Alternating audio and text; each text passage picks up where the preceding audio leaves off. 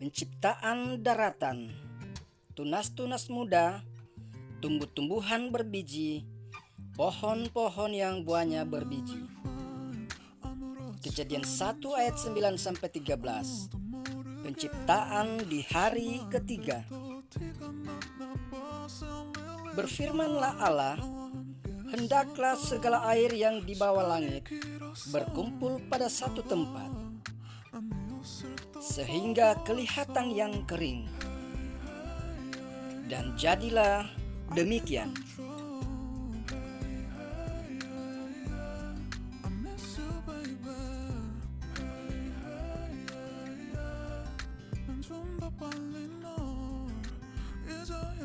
Lalu Allah menamai yang kering itu darat,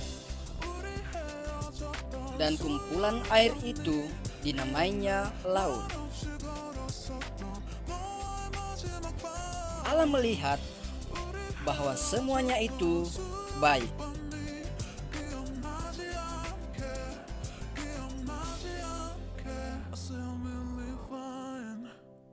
Berfirmanlah Allah, hendaklah tanah menumbuhkan tunas-tunas muda, tumbuh-tumbuhan yang berbiji, segala jenis pohon buah-buahan yang menghasilkan buah yang berbiji, supaya ada tumbuh-tumbuhan di bumi. Dan jadilah demikian.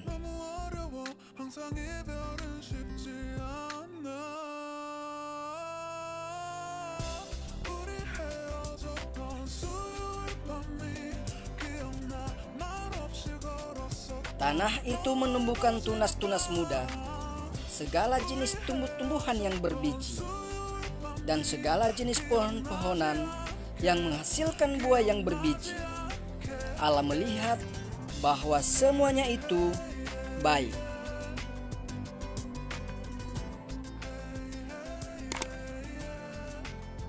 Jadilah petang dan jadilah pagi. Itulah hari ketiga.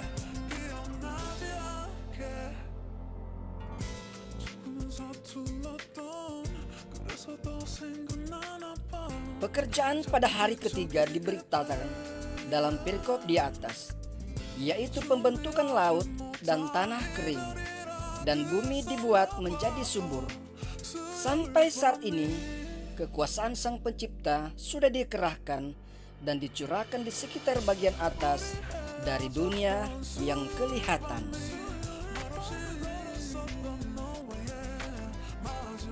Terang langit dinyalakan dan cakrawala langit ditetapkan. Tetapi sekarang ia turun ke dunia bawah ini. Bumi yang dirancang bagi anak-anak manusia, dirancang baik untuk mereka tinggali maupun untuk mereka pelihara. Dan di sini kita mendapati gambaran bagaimana bumi dibuat cocok untuk ditinggali dan dipelihara manusia, dan bagaimana rumah mereka dibangun serta makanan mereka dipersiapkan oleh Allah. Bagaimana bumi dipersiapkan untuk menjadi tempat kediaman manusia dengan mengumpulkan semua air bersama-sama dan membuat tanah yang kering muncul. Dengan demikian bukannya ada kekacauan. Ketika tanah dan air bercampur baur dalam satu masa yang besar. Tetapi lihatlah, sekarang ada keteraturan melalui pemisahan yang menjadikan tanah maupun air menjadi berguna. Allah berkata, jadilah demikian, dan jadilah demikian. Apa yang dikatakan tidak lebih cepat daripada apa yang terlaksana. Air-air yang sudah menutupi bumi diperintahkan untuk mundur dan untuk berkumpul di dalam suatu tempat, yaitu cekungan-cekungan yang sudah disesuaikan dan ditunjuk sebagai penadanya dan tempat peristirahatannya. Air-air itu yang sudah dibersihkan seperti itu dikumpulkan seperti itu dan ditempatkan seperti itu di tempatnya yang semestinya, yang dinamainya laut. Meskipun laut-laut itu banyak, ada di berbagai wilayah yang berjauhan dan menyirami sejumlah pantai, namun entah di atas atau di bawah tanah. Laut-laut itu berhubungan satu sama lain, dan dengan demikian mereka semua satu, sama-sama menjadi wadah air yang ke dalamnya semua sungai mengalir. Air dan laut seringkali dalam kitab suci menggambarkan permasalahan dan penderitaan. Umat Allah sendiri tidak luput dari semua permasalahan dan penderitaan di dunia ini. Tetapi sesungguhnya penghiburan bagi mereka bahwa permasalahan dan penderitaan itu hanyalah air-air di bawah langit, dan di bawah semuanya itu berada di tempat yang sudah ditetapkan Allah bagi mereka dan di dalam batas-batas yang telah ditentukan bagi mereka. Bagaimana air-air dikumpulkan bersama-sama pada awalnya, dan bagaimana mereka masih terikat dan dibatasi oleh Yang Maha Kuasa, yang sama yang telah mengurungnya untuk pertama kali, digambarkan dengan indah dalam kitab Mazmur dan disebutkan di sana sebagai pokok pujian. Mazmur 104:6-7, dengan samudra raya engkau telah menyelubungi air. Air telah naik melampaui gunung-gunung. Terhadap hardikmu air itu melarikan diri, lari kebingungan terhadap suara guntur. Naik gunung, turun lembah ke tempat yang kau tetapkan bagi mereka. Batas kau tentukan, takkan mereka lewati, takkan kembali mereka menyelubungi laut.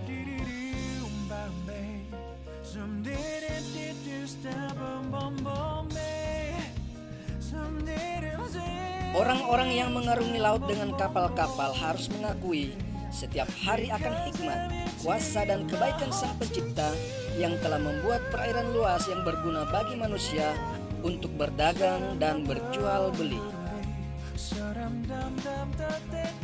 Dan mereka yang tinggal di rumah harus mengakui bahwa mereka berhutang kepada Dia yang menetapkan batas laut dan memasang palang dan pintunya dan menghentikan gelombang-gelombangnya yang congkak.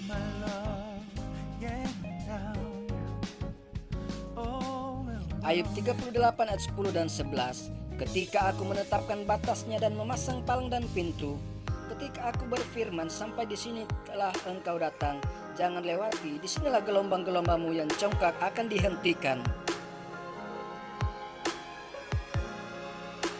Tanah yang kering dibuat tampak dan muncul dari dalam air dan dinamakan darat dan diberikan kepada anak-anak manusia.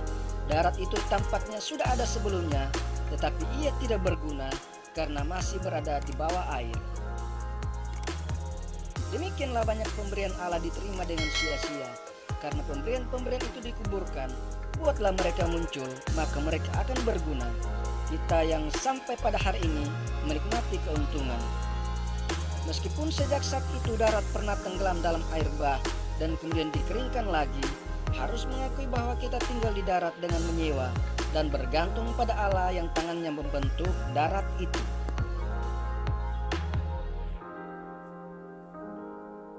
Bagaimana bumi diperlengkapi untuk memelihara dan menopang hidup manusia?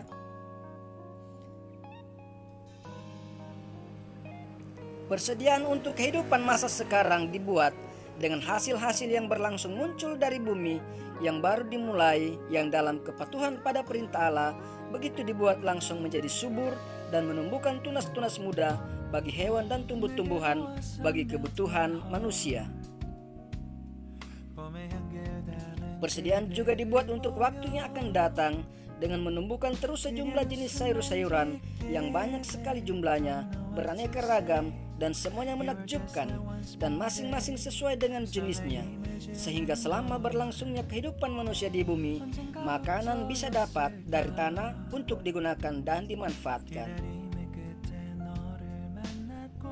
Tuhan, apakah manusia sehingga ia diindahkan dan dipedulikan seperti itu, sehingga perhatian yang begitu rupa diberikan dan persediaan yang sedemikian rupa dibuat untuk menyokong dan memelihara nyawa-nyawa yang bersalah yang sudah ribuan kali terhilang. Bahwa bukan saja bumi adalah kepunyaan Tuhan, melainkan juga segala isinya, dan Dia merupakan pemilik yang sah, pemerintah yang berdaulat, bukan hanya atas bumi, melainkan juga atas segala isinya. Bumi sebelumnya merupakan kehampaan, tetapi sekarang dengan mengucapkan firman, Ia telah penuh dengan segala kekayaan Allah, dan semua itu tetap kepunyaannya, gandumnya dan anggurnya, kain bulu dombanya, dan kain lenannya.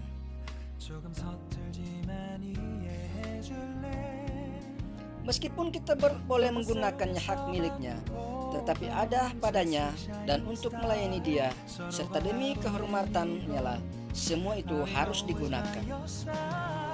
Bahwa Allah haruslah mendapat kemuliaan atas segala keuntungan yang kita terima dari hasil-hasil bumi, entah untuk makanan atau tubuh jasmani kita. Dialah yang mendengarkan langit ketika langit mendengarkan bumi.